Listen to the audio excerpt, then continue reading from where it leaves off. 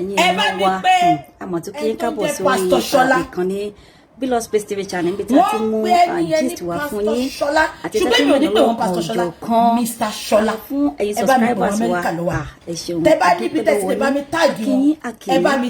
ẹ̀yin tí ẹ ò tí subscribe ẹ má gbàgbé kẹ́ bá wa subscribe ẹ bá wa share ẹ bá wa comment ẹ bá wa like ẹ bá wa turn on notification button yín sílẹ̀ so that taba ti upload taba ti update ẹ lè máa rí lóòrèkóòrè ẹ ṣeun adúpẹ́ lọ́wọ́ yín ẹ lè rí mi kí n má lọ gbàdúrà anywhere mi ìgbàgbé orísun mi.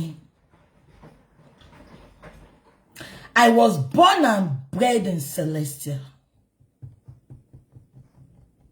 Ṣé ń gbọ́ mi? Tí n bá wá ń rí tí èèyàn kan fi ẹ̀tẹ́ nu sẹ̀lẹ̀ lára ó máa ń dùn mí. Èmi náà máa ń bú wọn, ẹ má ṣì mí gbọ́ o. Tó bá ṣe nǹkan tí ò dá máa call wọn out. Èmi ò sí di ibi ìbàjẹ́. Ṣé rí wọ́n sọ pé téèyàn bá ti ń sọ̀rọ̀ jù ó máa ń ṣì sọ. Ó pẹ̀lú nǹkan tí mo ṣe ń wo máa yẹn mọ́. Mi ní pè ní pastor Mr. Shola. Fún àǹfààní ẹ̀yin tẹ́ ẹ bá mọ̀. Ṣé mọ̀ ó lulẹ̀ tí glam. Ṣé rántí? Ó lulẹ̀ tí glam. Tó kó gbogbo owó medical America tó lọ fi ṣe wedding lẹ́kọ̀ọ́ tó ṣe kéèkì 20 million. Ẹ ti rántí? Ṣé ti rántí? Ibi tọ́rọ̀ ò ti jọ mí lójú nìyẹn ọ̀rọ̀ Mr. Shola. Ìgbà tí Tóyìn kó gbogbo owó America tán tó jí gbogbo owó tó jẹ́ kó fi ṣe medical kíní fún wọn l'Amẹ́ríkà tó kó tó lọ fi ṣe pepper dem wedding. Kò sí pastor tó tẹ̀lé. Ṣé Tóyìn ò ní church ni? Ṣùgbọ́n ti rí pé Mr. Shola oníjẹkújẹ ni. Ó wá mú láti America, ó wá mú lọ sí Nigeria. Ṣé gbogbo yín mọ̀ tí mo sọ? Mi ní pé wọ́n pastor. Máa yìí jẹ́ nìkan tí máa ń wò tẹ́lẹ̀, a máa ń sọ̀rọ̀. Ṣùgbọ́n ìgbà tí mo rí pé he talks too much, I step back. Máa tó pera ẹ̀ ní Mr. Shola ẹ má gbọ́ o. Ó lóhun relationship expert. Ó ní òun pastor. Ẹ jẹ́ kí n play nǹkan tó sọ Mr. Shola Jordan. Ẹ jẹ́ kí n play nǹkan tó sọ kẹ́ gbọ́. Gbogbo yín kàn fi pé tó ráwọn sẹ̀lẹ̀ ò kí ń sọ̀rọ̀. Ẹ máa fẹ́ máa fi aṣọ àbùkù kọ̀ wọ́n, ọ̀run abayé yín jẹ́. Kò sí gbogbo chọ́ọ̀chì tí ò sí ẹgbàgbé ẹ̀. Ìtorí sẹ̀lẹ̀ ò fi tí wọ́n bò ní. Pentecostal wọ́n ń dó, pastor wọ́n ń dó ọmọ ìjọ bí wèrè ni. Gbogbo ọmọ akọni wọn kò sí ìtàn tí ìdò tán. Ṣùgbọ́n sẹ̀lẹ̀ ò ń ṣe nǹkan tí wọ́n bò. Ẹ wá fi pé ọ̀nà ṣe matchmaking. Ti rí pé lórí burúkú bíi tiẹ̀ ló bá fi ṣe matchmaking fún ọ. Just because sẹ̀lẹ̀ ò kí ń fi tí wọ́n bò.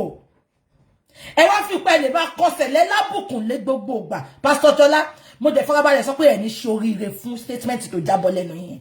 Ẹ jẹ́ kí n play fún yín. Because bó ṣe bá ń rí ni. Ó ti wò pé tóun bá dárúkọ redeem lè on my butter phone. Ó wò pé tóun bá dárúkọ House on the mountain, my butter. Oh, pé tóun bá dárúkọ pastor Ale Yabojo a sọ̀rọ̀ sẹ̀lẹ̀ ló wá mú. Shola, a lè má gbé lọ court, ṣùgbọ́n àwọn ogun ọ̀hún wọ́n á fi ẹ́ lákàlàkà. Wà á bọ́ta, wà á sọ fún gbogbo ayé pé irọ́ ló ń pa. Because irọ́ ló pa. Shola Jordan, ó fọ́ọ̀mù ọ̀rọ̀ tó sọ yẹn ni. Mo lè fi gbogbo ayé mi bẹ́ẹ̀ Shola Jordan. Ó fọ́ọ̀mù ọ̀rọ̀ tó sọ yẹn ni. Gbogbo nǹkan tó sọ yẹn ò sí sẹ́lẹ̀. Ẹ jẹ́ kí n play fún yín. Okay, mo ti rí. Àwọn tá a máa ń ṣàgbàgbà rí. Mo ti rí. Ẹni sùúrù. Ẹni sùúrù. Ẹni sùúrù. Ẹni sùúrù. Let me tell you this. Ẹ máa wo. You see, whenever this àméje irọ́ ni gbogbo àwọn tá a máa ń ṣàgbàgbà rí. A máa lọ wẹ̀ fáwọn sisi yẹn ní o, a máa fi kẹ̀kẹ́ fọ gbogbo ìdí àtọ́mú wọn. Irọ́ ni gbogbo ẹ̀. Nàlá. Ìtẹ́lẹ̀ mi máa ń sọ̀rọ̀ Yorùbá rẹ̀. Ṣé ti gbọ́ nǹkan tó sọ? Ṣé kí n tún play fún yín? Okay, ẹ jẹ́ ká gbọ́ tán, màá wá analyze. Lẹ́mi yẹn sọ, ọmọ ẹ̀mí ló ń sọ, ọmọ ẹ̀mí ni and stuff. It's a lie. Religion is causing a lot of problems for us in Africa. I'm telling you. Until we stop being religious and become spiritual, our country will remain the same forever. Ṣé ń gbọ́ nǹkan tó sọ? Ẹ jẹ́ kí n ṣàlàyé fún yín. Ó ní àwọn sẹ̀lẹ̀, Olóhun máa ń bá wọn ṣiṣẹ́ àgbà méje. Ṣé ń gbọ́? Ó ní tó bá ti sọ pé káwọn lọ wẹ̀ fáwọn obìnrin yẹn. Ó láwọn làwọn máa lọ wẹ̀ fáwọn obìnrin yẹn. Shola Jordan tí ò bá dárúkọ ṣọ́ọ̀ṣì yẹn, gbogbo nǹkan tó fi àárọ̀ ẹ̀ kó jọ ó máa bàjẹ́ mọ́ ẹ lójú. Ṣé rí nǹkan tó sọ ikú ṣẹlẹ̀? Sẹ̀lẹ̀ ló bí mi sí. Tó bá lọ sí Sẹ̀lẹ̀, tó bá fún ẹ níṣẹ́ àgbà méje, tó bá gbàdúrà sínú omi fún ẹ tán, tó bá ní kó lọ wẹ̀. Gbogbo churches ló ní bathroom ọkùnrin lọ́tọ̀, bathroom obìnrin lọ́tọ̀. Àbí kò yé yín? Ẹni kí Shola bá mi kó bọ́ta kó sọ church yẹn. Kò sí ọkùnrin tó lọ ń wẹ̀ fún obìnrin. Ẹ gbàgbé pé Sẹ̀lẹ̀ ti di bákan. Kò síbi tó ti lọ ń wẹ̀ fún ọkùnrin àbóbìnrin. Tẹ́ bá ti gbàdúrà tán, oníkálùkù ti lọ. Obìnrin yẹn máa gbé omi. A ní proper bathroom wọn kì í wẹ̀ ń tà. Proper bathroom, covered bathroom. Mi ti rí láyé yìí. Tọ́ní kọ́kùnrin lọ wẹ̀ fóbìnrin. Shola ní àwọn wá ń fi ọwọ́ tẹ ọyàn, ọwọ́ tẹ ìdí. Coming out from a man, a father. Tó jẹ́ pé ó níyàwó bí ọmọ. Ẹ wo bó ṣe ń parọ́ mọ́ Sẹ̀lẹ̀. Mo pé 49 lọ́dún yìí. 49 years mi tí mo fi wà ní Celestial Church of Christ. Irú ò ṣẹlẹ̀ rí. Tẹ́ bá rí ibi tó ti ṣẹlẹ̀, ẹ fún wa lórúkọ church yẹn. Celestial Task Force. Wọ́n máa ti church yẹn pa ni. Even níbi tí Sẹ̀lẹ̀ wà strict today, ọkùnrin àtobìnrin ò kí ń jókòó pọ̀. Ẹ lè rí wa nínú church ká jókòó pọ̀. Ọkùnrin máa jókòó sáyé ọ̀tọ̀, obìnrin máa jókòó sáyé ọ̀tọ̀ ni.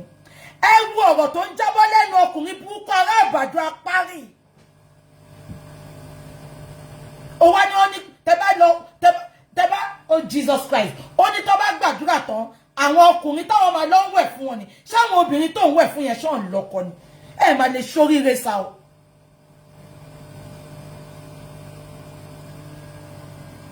No, ẹ sọ fún mi, àwọn sisi àwọn, because some of the people listening to us on social media, they are gullible. They believe anything. They believe anything. Look at what is spilled. Wọ́n ti gbé gbogbo kíní yẹn káàkiri. Wọ́n ti gbé kiri. Just because you want to be relevant. Just because you want your video to go viral. Why lie? Gbogbo nǹkan tó sọ pátá ó make up ni. Ṣé eléyìí ló sọ pé òun ṣe relationship expert. Eléyìí ló sọ pé wọ́n wá ń gbé ọ̀rọ̀ wá bóun. Eléyìí tí ò láṣìírí. He talks too much, so he spilled nonsense. To that my brother in America and every Celestial churches tó ti jáde, Celestial member tó ti jáde fún this rubbish of a man. Eléyìí tó jẹ́ kó ti fi ṣe nǹkan oṣù dà ó lè bọ́ta fún mi o. Àgùntàn mi ò kúkú jẹ lábẹ́ yín, mi kú tọrọ owó lọ́wọ́ ní rí. Àpọ́nlé nípa à ń celebrate ara wa, à ń tẹ̀léra wa lórí internet. Ẹ lè jáde fún mi o. Ṣé bẹ́ẹ̀ pẹ́nu yín mú dáadáa? Ẹ jáde fún mi. Kájọ fa line yẹn, káyé yín wá bàjẹ́ sórí internet ẹ̀yin olórí burúkú yìí. Kí ni church ṣe fún ẹ gan-an? Tó bá máa bú wọn, dárúkọ yẹn. Dárúkọ yẹn. Mo sọ fún yín pé many people ìmí ni wọn gan ṣe Sẹ̀lẹ̀, but just Sẹ̀lẹ̀ ò ní wàhálà. Wọn ní pé a fẹ́ gbé wọn lọ church, a fẹ́ gbé wọn lọ bìkan, a fẹ́ gbé wọn lọ court. So you understand? So they think they can rubbish that church. Ẹ wo lórí burúkú pastor kìnnìkan tó gbé Aunty Kẹ́mi lọ sí prison ìjọsìn náà. Ẹ wo pastor yẹn náà, ìgbà tóun náà máa sọ̀rọ̀, Sẹ̀lẹ̀ lòun náà bú. Kí ló dé náà? Ṣé kò sí ní Pentecostal ni? Why tẹ́ ẹ fẹ́ náà àbùkù church yìí náà? Ó wá mú ọ̀rọ̀ ẹ wo bó ṣe yàmàyàmá. Ìtòwọ́n bá Daddy Freeze sọ̀rọ̀. Ó sọ Daddy Freeze ti celebrity. Daddy Freeze tó jẹ́ pé owó ẹ̀ ló ń pàǹtì ẹ̀. Ẹ wo bó ṣe sọ̀rọ̀. Àfi bí pọ́n fabẹ́rẹ́ gun. Ṣé lè láwọn èèyàn ló ń gbé àṣírí wọn fún? So ó ti mí pé gbogbo nǹkan ó ti mí pé gbogbo nǹkan tí màá yín ṣe ó ti mí pé gbogbo nǹkan tó ń sọ advice tó wá fún yín lórí internet make up story ló wá fún yín make up story ló wá fún yín ó parọ́ jù YK múlẹ̀ ni go and look at his countenance when he was talking. Wọ́n ní ìyàwó Daddy Freeze ṣẹlẹ̀ ni bí ayé máa ti ṣàlàyé fún Daddy Freeze pé ló ń pa mi rí bí tó ti ń ṣẹlẹ̀ ó ní tó bá ti gbàdúrà fún wọn tó wá ní kẹ́ lọ wẹ̀ fún wọn ẹjọ́ ẹ má jẹ́ ká kó èpò málì kama o Shola padà lọ sí parish yẹn kó lọ wò dáadáa ṣé ṣẹlẹ̀ ni the fact pé wọ́n aṣọ funfun ó lè má jẹ́ ṣẹlẹ̀ o tó bá yẹ pé ṣọ́ọ̀ṣì tí wọ́n lọ ti ń ṣe dárúkọ church yẹn kí gbogbo abẹ́ dá sí ṣùgbọ́n failure to mention the church name kò bá jẹ́ church tó ti lọ fún 30 years ó yìí máa wà ńbẹ̀ Kétù máa gbé jáde fún wa kò jẹ́ ká call wọn out but I know all what you said Shola it is live from the pit of hell. All what you said in Daddy Freeze video was lies. Look at how you are shouting on top of your voice. Just because of some kotomo. You have a wife there. You have your children there. And you are spitting rubbish. Daddy talele ino. Daddy talele ino. Ẹ jẹ́ kó rí yín pé o. Ẹ lè má fẹ́ gbọ́n àbùkù kanjọ́ yẹn o. Gbogbo churches ló ní lọ́wọ́ o. Kẹ̀yà kọjú mọ́gbìn. Ìgbín ìsọnù tẹ́ ń ta o. Ẹ má gbóṣì wá sí Celestial o. À ń ṣorí burúkú bẹ́ẹ̀ yẹn ń bẹ̀ o. À ń ṣorí burúkú bẹ́ẹ̀ yẹn ń bẹ̀ o. Kẹ́ jẹ́ kó rí ìyá yín pé o. Tẹ́ ṣorí parasa bí ìgbà tó bá gbágbá rí ojúkú black tó bá fẹ́ fi dín ẹja. Mo ń wo ṣe fún yín sìn yìí o. Mo ń wo ṣe fún yín. Tẹ́ bá máa parọ́ kẹ́ mọ́ ṣọ́ọ̀ṣì tẹ́ máa parọ́ mọ́ next time. Tẹ́ bá tún dárúkọ Sẹ̀lẹ̀. Tẹ́ bá dẹ̀ jẹ́ pé ẹ fẹ́ sọ̀rọ̀ Sẹ̀lẹ̀. Nǹkan tó bá ṣẹlẹ̀ ń bẹ̀ ní kẹ́ sọ. Tẹ́ bá tún dárúkọ Sẹ̀lẹ̀ pé Sẹ̀lẹ̀ pa títorí pé Sẹ̀lẹ̀ ò kì í sọ̀rọ̀. Sẹ̀lẹ̀ ò sọ̀rọ̀ ṣùgbọ́n Sẹ̀lẹ̀ láwọn ọmọ ọ̀tá kan á ti kábọ̀ ya yín lójú ni o. Kẹ́ má parọ́ òṣì kẹ́ má kàn wá lábùkùn. Àwọn ọkùnrin míì sìn wọ́n máa wò pé mi lè fọmọ Sẹ̀lẹ̀ wọ́n ti sọ pé ọlọ́kọ̀ wọ́n bọ̀ wọ́n dì ṣe ṣí èrè ni. Mẹ́pọ̀ lè dọ̀lá kọ́mọ yín fẹ́ Sẹ̀lẹ̀ ni. You can even say it without even mentioning church.